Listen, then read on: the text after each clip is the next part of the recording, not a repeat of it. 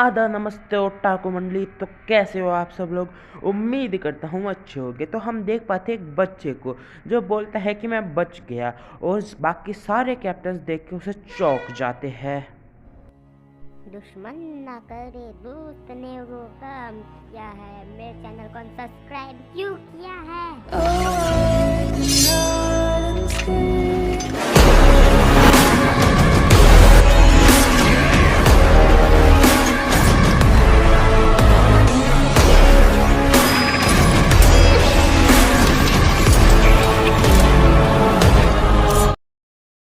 Captain यामी कहते हैं तुम तो मर चुके थे ना, तुमने मरते वक्त कहा था कि सारी जिम्मेदारी अब मेरी हुई, तुम्हें तो मर जाना चाहिए था। अब मेरा राजपाट का क्या होगा, मेरा किंगडम किसे दोगे? हाँ, तुम बताओ, तुम बच कैसे गए? तुम तो बच नहीं सकते, तुमने सब मेज पे छोड़ दिया था, तुम्हें मरना होगा वापस से। तो वो बोलता है कि मुझे लगा था मेरा मैजिक ख़त्म हो गया है, पर मैंने जो 13 साल तक मैजिक इकट्ठा किया था वो सारे इतनी जल्दी ख़त्म नहीं हुआ, वो सारा बचा रह गया, और जब मैंने उसे ऑन किया तो मैं ठीक हो गया, मैं बच गया।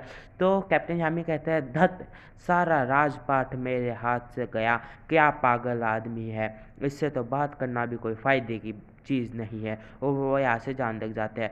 तब उन्हें कैप्टन विलियम कहते हैं कि मास्टर जूल्स मुझे माफ़ कर देना, मैंने आपको मारने की कोशिश की। तब विज़ार्ड किंग कहते हैं कि भले कोई भी वजह हो विलियम, पर तुम्हें चुना तो मैंने था, मतलब कि तुमने जो भी कांड किया उसमें आधी गलती मेरी भी होगी। तब उसे कैप्टन यामी कहता है कि तुम ऐसा क्या बोल रहे हो, तुम इसे कोई सज़ा नहीं दोगे? तो विज़ार्ड किंग कहते हैं कि इसे कैप्टन किसने बनाया था? मैंने।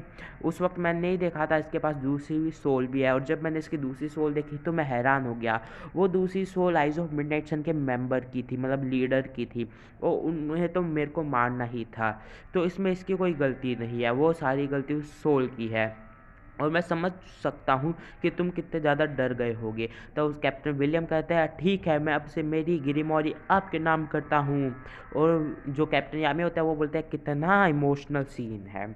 यहाँ पे सब लोगों को इकट्ठा किया जाता है जो मेन होते हैं, और उन्हें बोला जाता है कि हमारे सामने 3 प्रॉब्लम है। तब सब बोलते हैं कि ये छोटा सा आदमी कौन है, इसका मैजिक तो महसूस हो रहा है, और उससे कोई फ़र्क नहीं पड़ता नीरो को। पर आस्था बोलता है ये क्या क्या चीज़ है, ये की कैसी है? तब उससे बात कंटिन्यू करते हुए विज़ार्ड किंग कहते हैं कि पहली प्रॉब्लम है कि विज़ार्ड किंग नहीं रहे। विज़ार्ड किंग नहीं रहे, इसके लिए मुझे पता है कि हमें कोई दिक्कत नहीं आएगी, पर मेरे पास लिस्ट है उन देशों की जो हम पे अटैक करना चाहते हैं। हमारे किंगडम की पावर कम होते ही वो हम पे हमला कर देंगे। तभी आस्था नाचते हुए आता है और बोलता है कि विज़ार्ड किंग, पर आप जिंदा कैसे रहे और छोटे कैसे हो गए? तब उस विज़ार्ड किंग बताता है कि जब मैं चुपके से घूमता था तब मेरे को जंगल में एक मैजिक स्टोर करने वाली टेक्नोलॉजी मिली, जिसके बारे में मैंने लाइब्रेरी में पढ़ा, और मेरे को पता चला कि उस टेक्नोलॉजी में हम मैजिक स्टोर कर सकते हैं, और मैजिक स्टोर करके हम उसे एक बैटरी में डाल के कहीं पे भी सेव कर सकते हैं। और मैंने सिंबल बना लिया था, और बाद में उसमें मैं 13 साल तक मैजिक इकट्ठा करता रहा, और थोड़ा थोड़ा मैजिक इकट्ठा करता रहा, और मेरे वो ब्लू वाले एम्ब्रल में मैंने डाल लिया वो मैजिक, जिससे मैं ज़रूरत के समय इस्तेमाल करता था। तो सब चौंक जाते हैं कि ऐसी भी कोई चीज़ होती है। पर विज़ार्ड किंग कहते हैं कि मैंने शायद तक घूमना अच्छा ही क्या, घूम के चुपचाप मैं आज ज़िंदा तो हूँ। और उस विज़ार्ड किंग को देख के यामी कहते हैं कि क्यों ज़िंदा हो? ये बात सुन के नीरो समझ जाती है कि वो मेरा ही बनाया हुआ यंत्र था, ज़रूर उसका क्लोन बनाया होगा प्रिंस ने, ताकि हम उसे भविष्य में काम ले सके।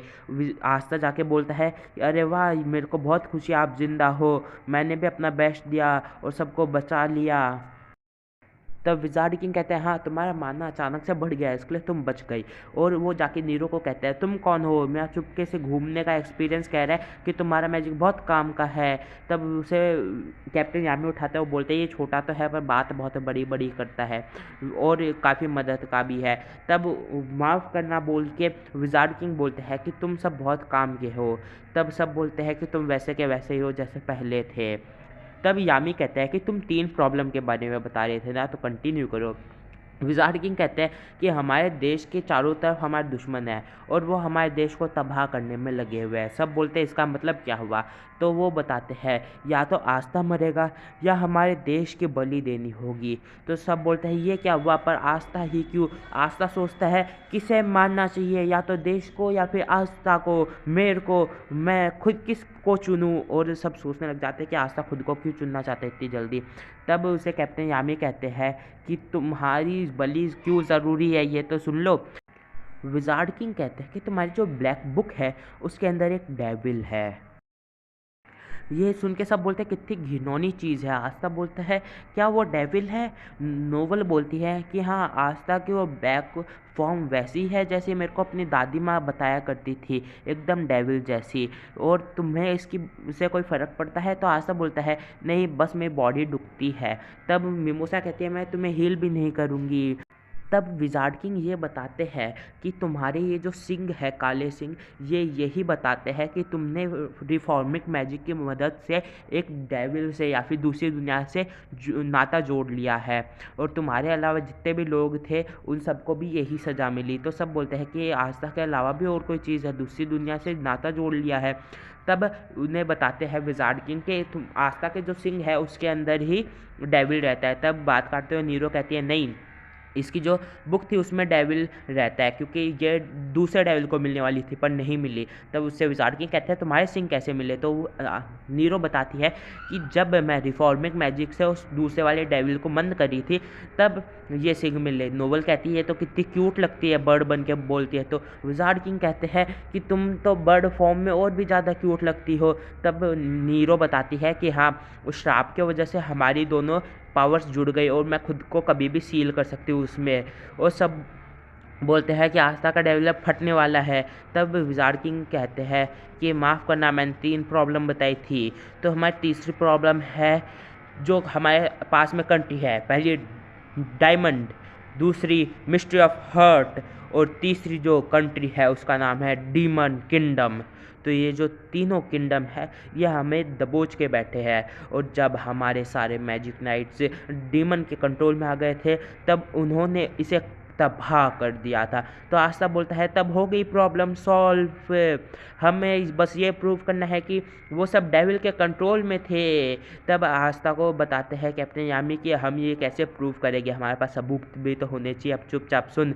तब उसे बताते हैं विज़ार्ड किंग कि हाँ बिल्कुल हमें यही प्रूव करना है, पर पार्लियामेंट में हमें सबूत देना होगा, और सबूत के नाम पे तुम ही हो एक डेविल, मतलब वो तुम्हें पकड़ के मार देंगे। तो आस्था कहता है पर मैंने तो कुछ नहीं किया, मैंने तो सबको बचाया, पर यह पार्लियामेंट है क्या, मैजिक पार्लियामेंट? तब उसे मिमोसा बताती है कि वो बड़े जुर्मों को सज़ा देती है, वो सबकी एक पार्लियामेंट है जो 3 रॉयल फैमिली से बनी है, और सबसे ज़्यादा उसमें हिस्सेदारी है सबसे पावरफुल रॉयल फैमिली की, जो कि हमारे किंग की रॉयल फैमिली है।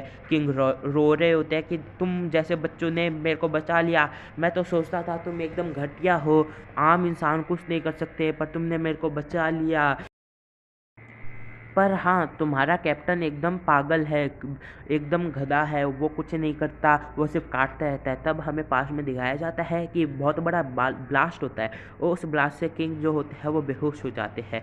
तो किंग को बचा लेता है ग्रीन पेन मैंटिस का मेंबर, और वो बोलता है हाँ वो तो गलती से हो गया था, पर वो किंग को नहीं बताता। वो बोलता है हाँ देखा, मैंने अपनी न्यू पावर्स की मदद से आपको सबसे बचा लिया, भले ही मैं पिटता रहा। और याद करता है कि मैं कुछ नहीं कर सकता, मेरे को तो हमेशा पिटाई होती रहती है। तब हम देख पाते हैं 4 लोगों को जो कि बोल रहे होते हैं कि वो लो रैंक के प्लेयर्स है, मतलब मेंबर्स है, वो कुछ नहीं कर पाएंगे, जल्दी से जल्दी मार दो खीर आके आने से पहले। और जो ग्रीन पे मेंटिस का मेंबर होता है वो बोलता है ये क्या हो गया, अब तो मैं मरूंगा पक्का से। उनसे विज़ार्ड मतलब किंग बोलते हैं कि तुम बचाओ मेरे को। तभी हम देख पाते हैं एक तराजू को, और जिस तराजू पे उंगली रखते ही सबका मैजिक गायब होने लग जाता है। सब बोलते हैं हमारा मैजिक कहाँ पे जा रहा है, और हम देख पाते हैं एक आदमी को जो कि बोलता है तुम्हारा मैजिक छोटा हो रहा है, क्योंकि तुमने इस बात का फ़ायदा उठाया कि किंग अकेले हैं, वो मारने की कोशिश की, बुरा हुआ, अब तुम सब बुरे हो, तुम्हें सज़ा मिलेगी। और सब बोलते हैं कि वो मैजिक तुम तो एक खीरा हो ना, एक खीरा परिवार के मेंबर। तब वो बोलता है हाँ किंग आप ठीक तो है ना। तो किंग बोलते हैं हाँ मैं ठीक हूँ। डेमेटियो, वो हमें बताया जाता है कि वो है डेमेटियो, खीरा परिवार का मेंबर, एक रॉयल फैमिली का मेंबर।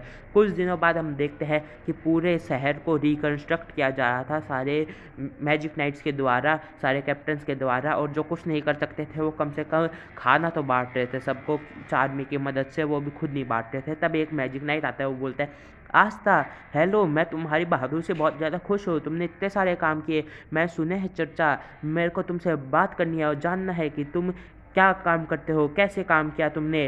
तब और वो बोलता है हाँ मैं पार्लियामेंट का मेंबर हूँ, मैं उनको भी तुम्हारी तारीफ करूँगा, तुम बताओगे। और वो लड़की तुम क्या करती हो। तो आस्था बोलता है सच में तुम जानना चाहते हो कि हमने क्या किया, हम बताएंगे।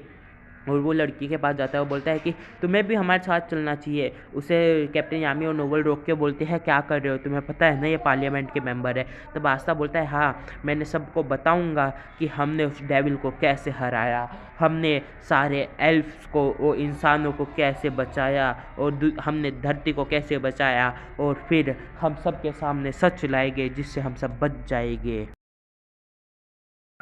हम देख पाते हैं पार्लियामेंट हाई कोर्ट हाउस को, जो एकदम पुराना सा होता है। वो मैजिक नाइट कहता है कि ठीक है सब अंदर चलो। तब आस्था बोलता है कि ठीक है हम अंदर चलते हैं। नीरो बोलती है तुम अपनी ब्लैक फॉर्म के बारे में थोड़ा संभल के रहना, चौकन्ना रहना, तुम्हें ये मार सकता है कभी भी, जेल में डर तो ढाल ही सकता है। वो आदमी भी एक बैड सी स्माइल देता है, बड़ी अजीब सी डरावनी सी। अंदर जाते ही सबके हाथ में हथकड़ी आ जाती है और वो बोलते हैं ये क्या हुआ।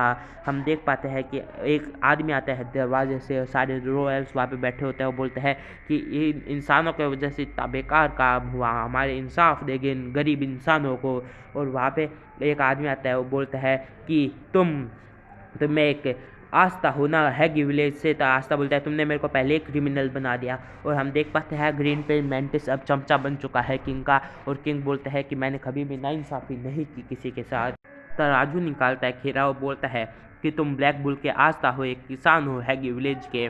और सब बोलते हैं क्या एक किसान, बाप रे इसके पास तो मैजिक भी नहीं है, ये कितना गंदा आदमी है। और तुम हॉर्न वाली लड़की, तुम्हारे बारे में कोई जानकारी तो नहीं है, पर तुम फॉर्बिक मैजिक यूज़ किया है, इस वजह से तुम्हें हॉर्न मिले हैं, और तुम सब एक डेविल के साथ ही हो।